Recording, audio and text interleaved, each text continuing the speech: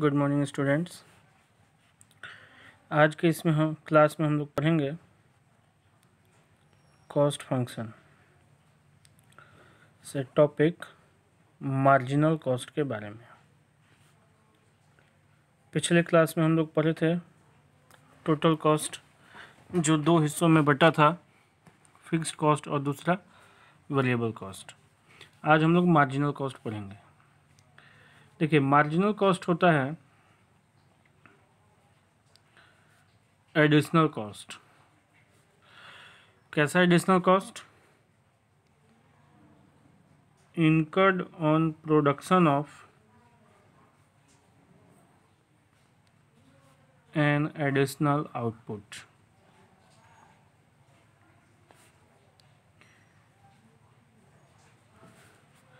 मान लीजिए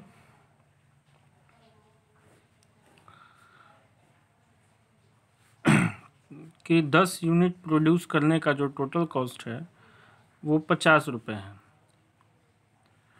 और एक एडिशनल यूनिट यानी 10 से 11वां यूनिट प्रोडक्शन करने पर हमारा जो टोटल कॉस्ट होता है वो 60 रुपये हो जाता है। तो इस सिचुएशन में देखिए, एक एडिशनल यूनिट के प्रोडक्शन पे हमारा एडिशनल कॉस्ट कितना बढ़ा है? 10 रुपये, और यही 10 रुपये हमारा होगा मार्जिनल कॉस्ट। यानी marginal cost is the addition to total cost. इस टोटल कॉस्ट में जितना ऐड होता है due to production of an additional unit, this is called marginal cost. ठीक, देखिए मार्जिनल कॉस्ट का जो नेचर होता है वो कैसा होता है। तो सबसे पहले ये समझेंगे हम लोग कि मार्जिनल कॉस्ट जो होता है वो टोटल कॉस्ट में होने वाले एडिशनल कॉस्ट के डिफरेंस को मार्जिनल कॉस्ट बोलते हैं। लेकिन एक्चुअली में जो मार्जिनल कॉस्ट होता है उसका कैलकुलेशन हम लोग टोटल वेरिएबल कॉस्ट से करते हैं, क्योंकि हमने पढ़ा है कि जो भी टोटल कॉस्ट में एडिशनल चेंजिंग होता है वो सिर्फ वेरिएबल कॉस्ट में होने वाले चेंज की वजह से ही होता है, क्योंकि फिक्स्ड फैक्टर हमारा जो होता है कांस्टेंट होता है, जिसकी वजह से फिक्स्ड कॉस्ट कांस्टेंट होता है। तो इसलिए जब भी एमसी का वैल्यू हम निकालेंगे तो टोटल वेरिएबल कॉस्ट में होने वाले चेंज की वजह को ही हम यहाँ पे कैलकुलेट करेंगे। अब हम लोग जानते हैं कि मार्जिनल कॉस्ट का नेचर कैसा होता है।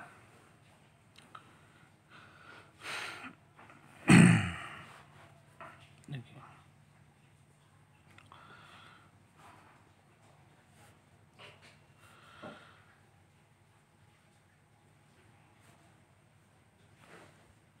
ये हम लोग का मार्जिनल कॉस्ट का कर्व का शेप होता है। यानी MC curve is of U shaped, you के आकार का होता है, और इसके यू के आकार के होने का रीज़न होता है लॉ ऑफ वेरिएबल प्रोपोर्शन, जो हम लोग पिछले प्रोडक्शन फंक्शन चैप्टर में पढ़े थे। हमने पढ़ा था कि लॉ ऑफ वेरिएबल प्रोपोर्शन में 3 स्टेज होते हैं। पहला स्टेज होता है increasing returns to a factor का, जिसकी वजह से मार्जिनल कॉस्ट पहले डिमिनिश करता है। यानी मार्जिनल कॉस्ट देखिए पहले इनिशियली आपका डिक्रीज कर रहा है, क्यों? क्योंकि पहले मार्जिनल प्रोडक्ट बढ़ता है, यानी increasing returns to a factor की वजह से। तो MC decreases due to increasing returns to a factor,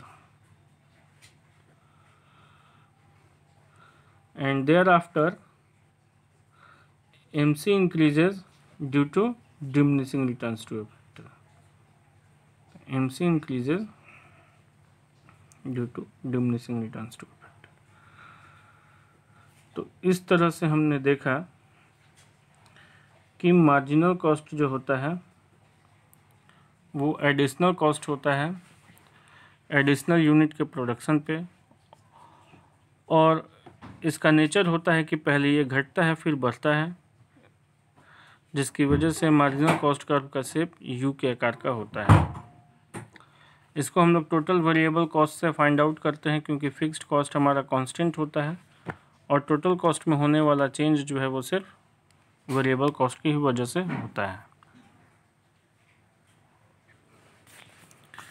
अब आगे हम लोग देखते हैं एवरेज कॉस्ट।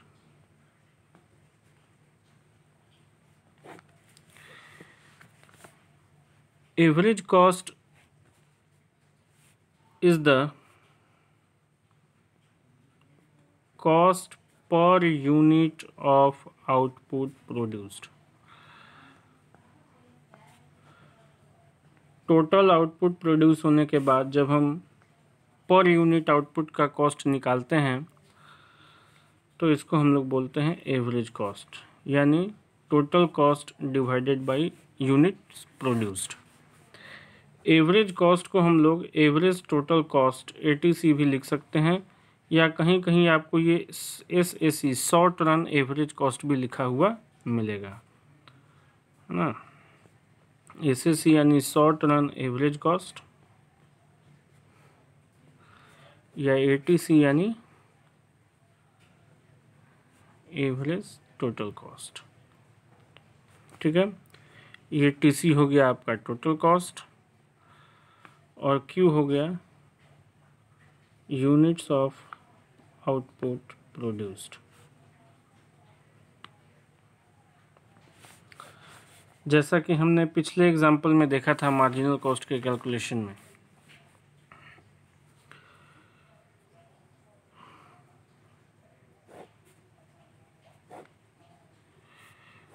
दस यूनिट के प्रोडक्शन पे 50 रुपये टोटल कॉस्ट था, और 11 रुपये के प्रोडक्शन पे टोटल कॉस्ट हमारा 60 रुपये हो गया। यानी यहाँ पे जब एवरेज कॉस्ट हम निकालेंगे तो टोटल कॉस्ट बाई आउटपुट लिखते हैं, यानी 50/10, तो एवरेज कॉस्ट हो गया 5। और यहाँ हमको अगर कैलकुलेट करना है तो total cost 60 and units of output 11, that is 60/11,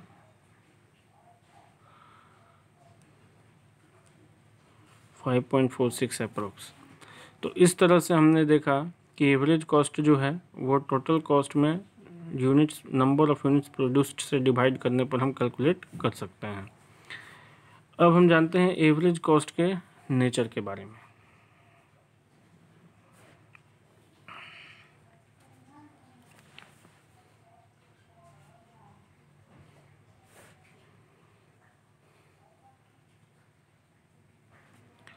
देखिए,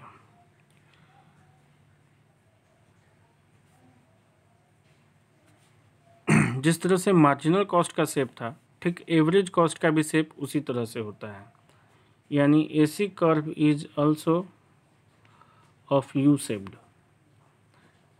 इट मीन्स कि average cost decreases first and then it increases. तो यहाँ भी AC कर्व के U शेप्ड होने का रीज़न भी वही है, due to law of variable proportions,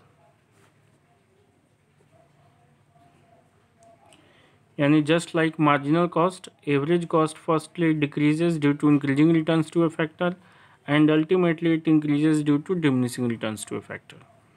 तो हम बोल सकते हैं कि जैसे जैसे आउटपुट बढ़ाते हैं पहले एवरेज कॉस्ट घटता है, फिर एवरेज कॉस्ट बढ़ने लगता है, और इसका रीज़न होता है लॉ ऑफ वेरिएबल प्रोपोर्शंस।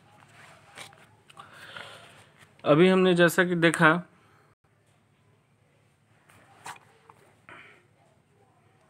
कि average cost is equal to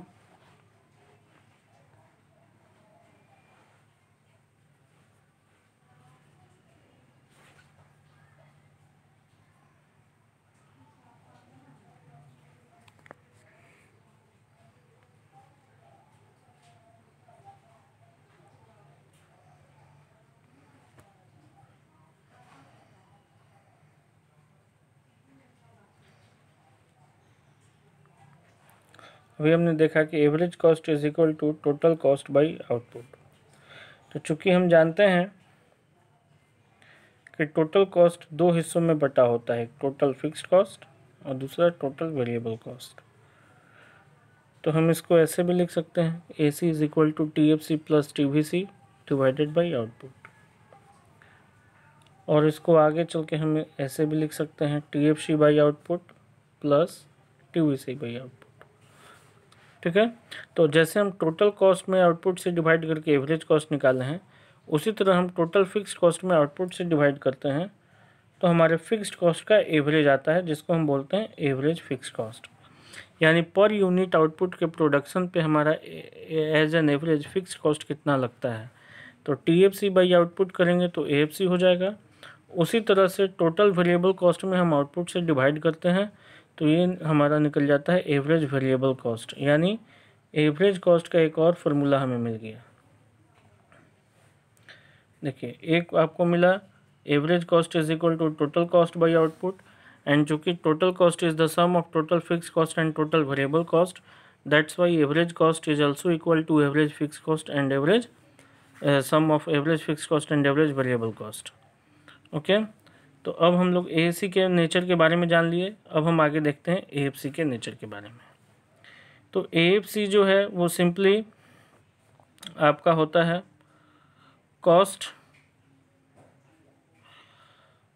fixed cost per unit of output produced.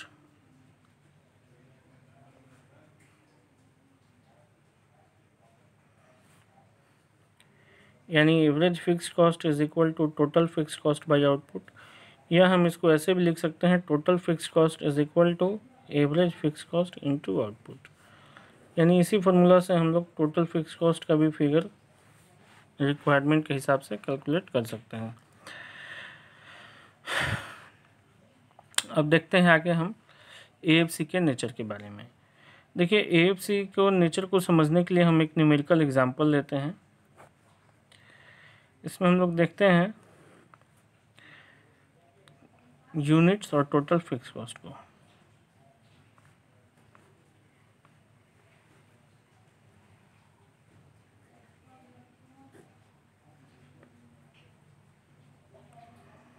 देखिए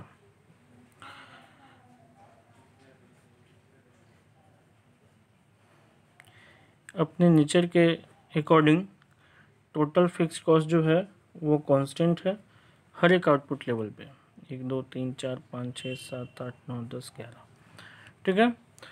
यानी जब 0 यूनिट का प्रोडक्शन हो रहा है तो भी हमारा फिक्स कॉस्ट 5 यूनिट है, 1 है तो भी है, यानी 2 3 4 किसी भी आउटपुट लेवल पे हमारा फिक्स कॉस्ट जो है कांस्टेंट होता है तो कांस्टेंट है।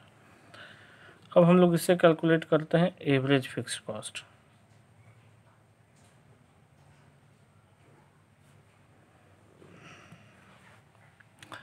यहाँ देखिए, तो एवरेज फिक्स कॉस्ट निकालने के लिए टोटल फिक्स कॉस्ट में हम आउटपुट से डिवाइड करेंगे, यानी पहले 5/0 करते हैं तो ये हो जाएगा नॉट डिफाइंड या इन्फिनिटिव, फिर 5/1 यानी 5, 5/2 2.5, 5/3 5/4, 5/5, 5/6,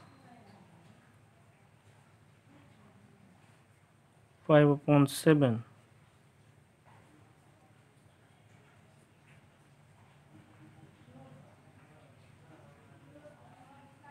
5/8,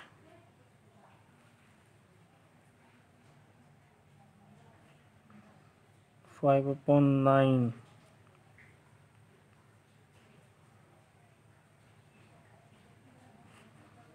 5/10। तो देखिए हमने इस शेड्यूल के अकॉर्डिंग ये देखा कि जैसे जैसे आउटपुट लेवल हम बढ़ाते जा रहे हैं, फिक्स कॉस्ट कांस्टेंट होने की वजह से एवरेज फिक्स कॉस्ट का फिगर जो है वो डिमिनिश करता है, ठीक है। यानी एक हमें एएफसी के बारे में ये पता चला कि AFC decreases with increase in output, और ऐसा इसलिए है क्योंकि हमारा देखिए न्यूमरेटर जो है कांस्टेंट है और डिनोमिनेटर का फिगर जो है वो बढ़ते गया है ना। इसका मतलब कि हमारा न्यूमरेटर यानी टोटल फिक्स कॉस्ट कांस्टेंट है। तो इसका रीज़न यही है, due to constant TFC at all levels of output. हर एक आउटपुट लेवल पे टीएफसी का फिगर कांस्टेंट होने की वजह से एएफसी जो है आउटपुट बढ़ने के साथ घटता है। दूसरा हम ये देखेंगे कि हम इसको बढ़ाते जाएंगे तो घटते घटते 0.4, 0.3, 0.2, 0.1 होगा, लेकिन ये 0 नहीं होता है। क्यों नहीं 0 होगा? सिंपल सा एक मैथमेटिकल फार्मूला है कि अगर हम लिखते हैं 5/0, तो ये तो इन्फिनाइट हो जाएगा। और यदि हम लिखते हैं 0/5 तो ये हो जाएगा 0। यानी जब हमारा न्यूमरेटर 0 होगा तभी हमारा आंसर 0 आएगा। लेकिन यहाँ सिचुएशन न्यूमरेटर में किसको रखना है, यहाँ न्यूमरेटर में हमको फिक्स कॉस्ट को रखना है, और फिक्स्ड कॉस्ट कभी भी 0 नहीं होता है। तो जब तक फिक्स कॉस्ट 0 नहीं होगा एवरेज फिक्स कॉस्ट भी 0 नहीं होगा। तो सिंपल रीज़न यही होगा, AFC is never 0 because TFC is constant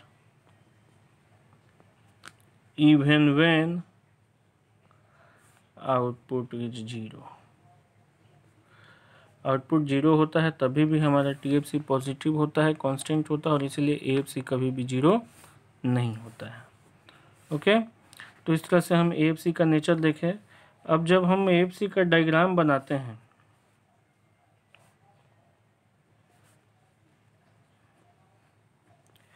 तो AFC कर्व का जो डायग्राम होता है ये रेक्टेंगुलर हाइपरबोला होता है।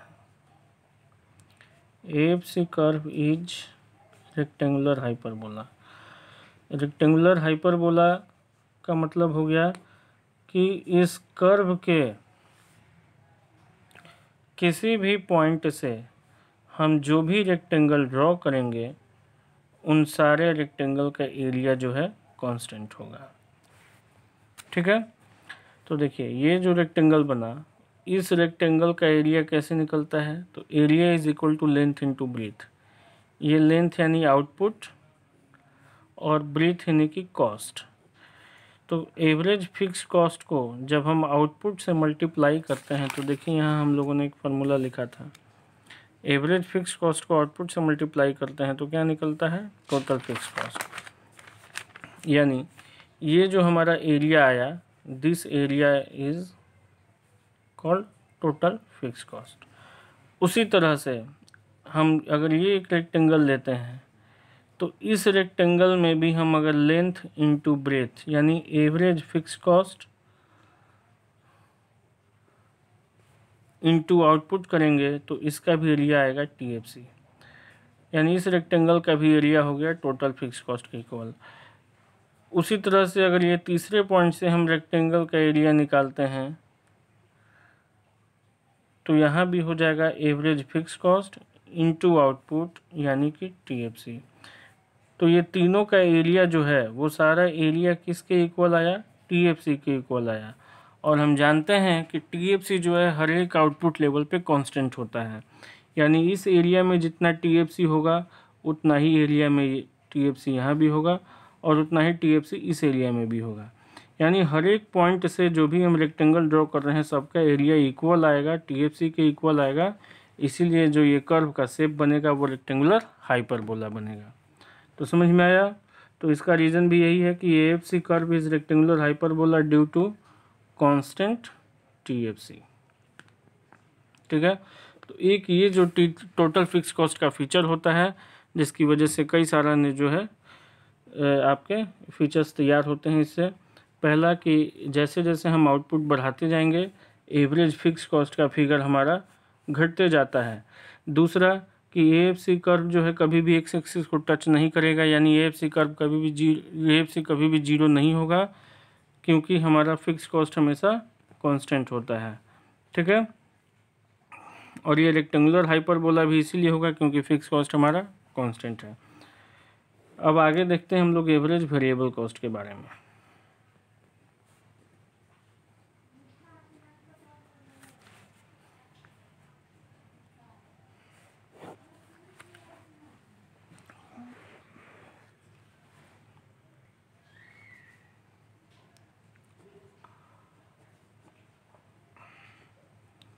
देखिए एवरेज वेरिएबल कॉस्ट यानी कि टोटल आउटपुट के प्रोडक्शन में जो हमारा वेरिएबल कॉस्ट लगता है उसका जब हम एवरेज निकालते हैं, यानी कि variable cost per unit of output produced is called average variable cost. That is when TVC is divided by output. It is called average variable cost. या फिर हम लोग इससे टीवीसी भी कैलकुलेट कर सकते हैं, एवीसी इंटू क्यू करके, इसको क्यू इधर लाके मल्टीप्लाई किया जा सकता है। तो इस तरह से हमें टीवीसी का एक और हमें फार्मूला मिल गया। ठीक, अब है एवीसी का नेचर कैसा होता है। तो जिस तरह से हमने देखा एवरेज कॉस्ट या मार्जिनल कॉस्ट का नेचर यू शेप में होता है कि पहले घटता है फिर बढ़ता है, उसी तरह से ठीक एवीसी का भी नेचर होता है। यानी एवीसी जो है वो पहले डिमिनिश करेगा इंक्रीजिंग रिटर्न की वजह से और फिर इंक्रीज करेगा डिमिनिशिंग रिटर्न की वजह से। यानी AVC curve is of U shaped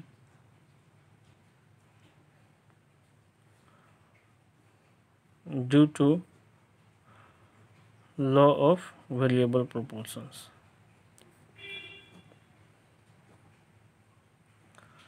ठीक है, तो इस तरह से हमने total cost, total fixed cost, total variable cost, marginal cost, average fixed cost और एवरेज वेरिएबल कॉस्ट के बारे में पढ़ा। अब हम लोग एक छोटा सा रिलेशनशिप देखते हैं एक सिंगल डायग्राम में।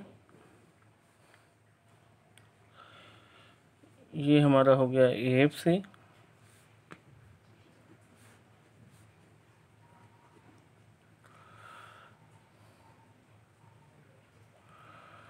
ये हो गया एवरेज वेरिएबल कॉस्ट, और इन दोनों का मिला के हो गया सम एवरेज कॉस्ट। तो इस डायग्राम में हम देखेंगे कि जैसे जैसे हम इधर आउटपुट बढ़ाते जा रहे हैं एवरेज फिक्स कॉस्ट घटते जा रहा है, और एवीसी और एसी इन दोनों का जो डिफरेंस है ये भी कम होते जा रहा है। तो देखिए हम लोगों ने एक फार्मूला पढ़ा था, AC is equal to AFC plus ABC, यानी इसको ऐसे हम लिख सकते हैं AFC is equal to AC minus ABC, that is the difference between AC and ABC is AFC. तो यहाँ जो एबीसी और एएसी के बीच का ये जो डिफरेंस है, ये डिफरेंस ही हमारा क्या हो गया, एएफसी हो गया। और जैसे जैसे हम आउटपुट बढ़ाते जा रहे हैं ये डिफरेंस कम होते जा रहा है। तो एएफसी डिफरेंस कम होते का मतलब कि एएफसी देखिए डिमिनिश करते जा रहा है, तो एएफसी जैसे जैसे घटते जाएगा ये डिफरेंस कम होते जाएगा। लेकिन ये आगे जाके कभी भी एक दूसरे को इंटरसेक्ट नहीं करेंगे, क्योंकि एसी और एबीसी के इन दोनों के फिगर के इक्वल होने का मतलब कि यानी अगर हम एसी की जगह पे 10 लिख दें और एबीसी की जगह पे भी 10 लिख दें तो इन दोनों के इक्वल होने का मतलब कि एएफसी का फिगर जो है वो 0 हो जाएगा। लेकिन ऐसा पॉसिबल नहीं है। हम जानते हैं कि एएफसी कभी भी 0 नहीं होता है, और जब तक एएफसी 0 नहीं होगा तब तक एसी और एबीसी इक्वल नहीं होगा, और जब तक एसी और एबीसी इक्वल नहीं होगा तब तक ये दोनों एक दूसरे को इंटरसेक्ट नहीं करेगा। ठीक है, तो इस तरह से हम लोगों ने आज के क्लास में कॉस्ट के उसके जो मेन टाइप्स हैं सारे उनके बारे में और उनके डायग्रामेटिक एक्सप्लेनेशन के बारे में पढ़े। अगले क्लास में हम लोग जो है total cost, marginal cost, average cost, variable cost, इन सब के रिलेशनशिप को स्टडी करेंगे, और फिर उसके बाद एक्सप्लिसिट कॉस्ट और इम्प्लिसिट कॉस्ट को पढ़ेंगे। तो इसके बारे में एक लाइन हम लिख लेते हैं, AC curve and AVC curve come closer to each other